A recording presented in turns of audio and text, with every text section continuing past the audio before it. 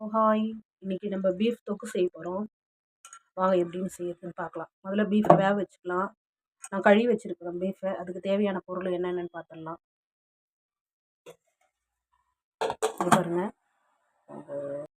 இது பாருங்க, நம்ம வேக வச்சு இப்போ எடுத்தாச்சு. இப்போ எப்படி தொக்கு செய்யறது நம்ம பார்க்கலாம் வாங்க. தொக்குக்கு தேவையான பொருள்லாம் நம்ம முதல்ல பார்த்துடலாம். தக்காளி, வெங்காயம், நான் பீன்ஸ் போடுவேன். நீங்கள் பீன்ஸ் போடுறது இருந்தால் போடலாம், உங்கள் விருப்பம். கொத்தமல்லி, கருவேப்பிலை, வீட்லேயே அரைச்ச கரம் மசாலா, தேவையான மிளகாய்த்தூள், ஜீரகம், தாளிப்புக்கு ஜீரகம் எடுத்துருக்கிறேன், காஷ்மீரி மிளகாய்த்தூள், மஞ்சள், இஞ்சி பூண்டு விழுது. இவ்வளோதாங்க நம்ம தாளிப்பு பார்க்க.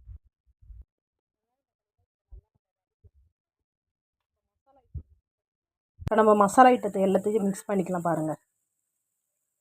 எல்லாத்தையும் போட்டுருங்க.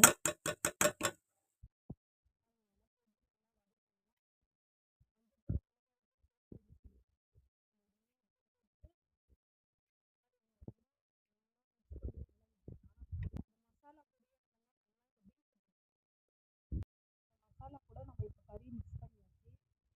நல்லா கலந்து கொடுத்து தேவையான அளவு தண்ணி மட்டும்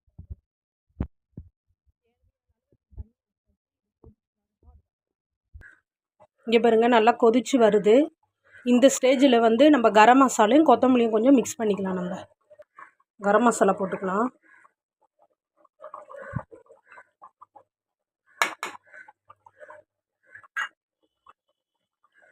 கொத்தமல்லி கொஞ்சம் தூவி விட்டுக்கலாம்.